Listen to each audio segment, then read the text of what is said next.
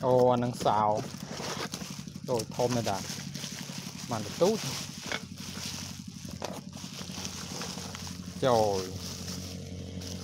ngon là cái đỏ đã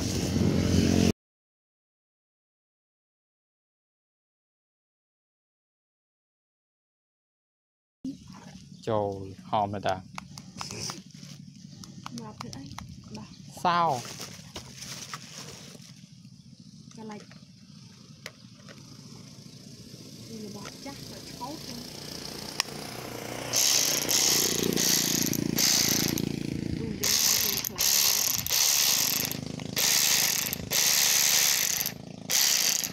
มันครั้งก็จวบ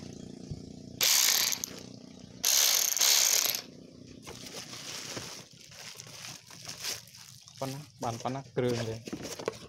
กระดาษยาวไว้ตรามาดิ